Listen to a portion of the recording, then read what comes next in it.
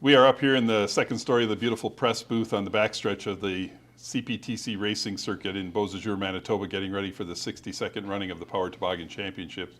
Spending some time talking with some of the racers and really enjoying getting to know the local racers who have this facility in their backyard and have really come to love it and to know it. With me right now is the driver of the number 16 Polaris, DJ Saluk. Welcome. Thank you. Yeah, great to have you here. It's great to be here. Yeah? How far from home are we? About 15 minutes from home. Yeah? So Yeah. it's nice to have a facility like this in the backyard. When it's this close, do you rest better on race weekend versus being out of town, or is it a little more nerve-wracking because it's close? It really depends. I mean, if you're having a lot of sled issues, you're not back at home regardless very early, but it's definitely nice having a track that close to home. Yeah, get to sleep in your own bed. Yeah, it's a Yeah. lot nicer than traveling in hotels and that, but Yep, understood. You not only race champ, you're also in another division here. Tell us about that. yeah, I also race Sportsman 600. I've been racing that since I was 16 years old, and the last couple of years I've been very successful with it. I'm now a 5-time Canadian champion. Wow, fantastic. That's what year is that sled? That sled that I drive is a 2000 Polaris Indy Triumph. Okay, and that's got to be a whole different set of handling characteristics from the champ. Yeah, it is. It handles very well as well, but the Champ definitely handles a lot better. Yeah. What about speed in those comparing those two? The speed, they're comparable. They're about 5 to 8 mile an hour difference. Wow, interesting. Do you have a preference? I really like the Champ, but I like the 600 just because I've been successful with it. So, I mean, the success is hopefully going to come with the Champ. It just takes a lot of time and effort. It does. That's something that I don't know that the general public understands, is that a champ sled isn't something you acquire, buy, purchase, whatever, and jump on it and go race at the top level. No, there's a lot of work to be done on that machine. I mean, if you come off the track and you're not putting it in a trailer and doing something on it, you're not doing something right, because there's always something to touch on that sled. Whether it's just a little handling issue or a little clutching adjustment, there's always something to do on that Champ sled. Yeah, even the smallest of details make a difference. It definitely does. Yeah, interesting. So this being in your backyard, how does a competition compare to, what your expectations are? With the number of drivers that are showing up here for this weekend, you want to make the final, I'm sure. Oh, it's been a dream ever since I started racing to race Champ 440, and the dream is finally here. The dream would definitely be on the front row of Champ, but it's definitely tough. We have a great fleet of drivers in the Champ class, and a lot of them are very good drivers. A lot of them have very good teams, very good equipment. So you're going up against the best of the best.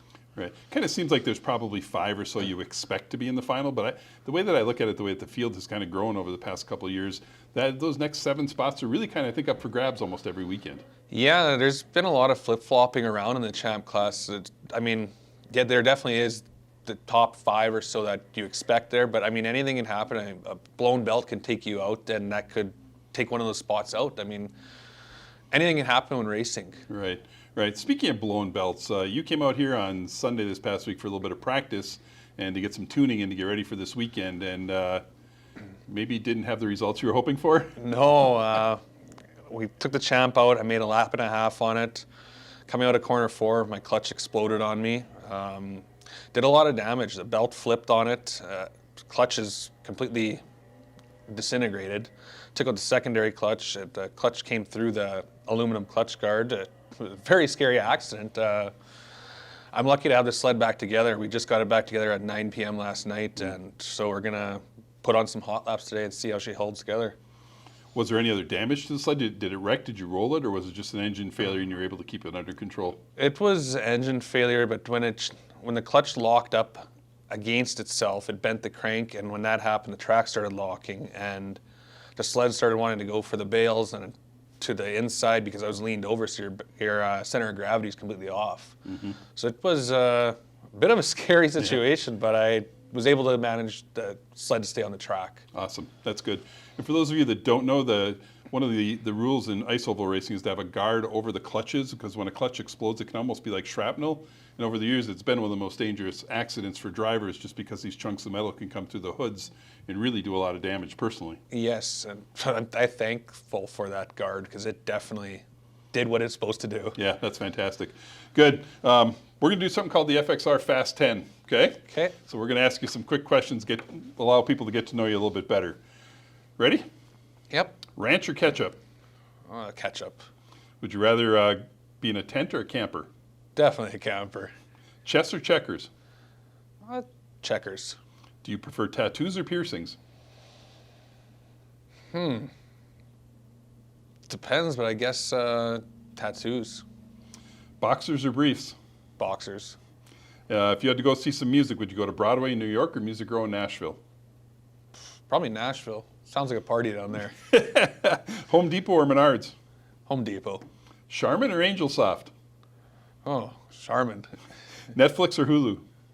Netflix. And the big question of the weekend, Reese's Peanut Butter Cup or Snickers? Reese's Pieces. I'll take that. I ate a lot of them when I was a little boy.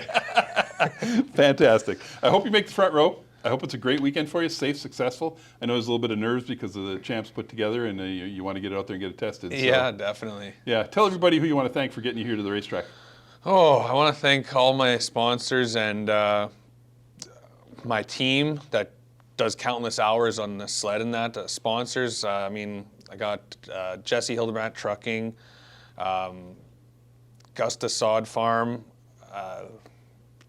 Lefko Farms, Ladywood Seed Cleaning, Mark Fosty. Boy, there's a lot out there. Yeah, if those are the big ones, that's great. It takes a lot of people to make the world go round. So Yeah, for sure. yeah, good. Well, best of luck. Hope things go well for you. Thank Stay you. safe. Yeah. Thank you.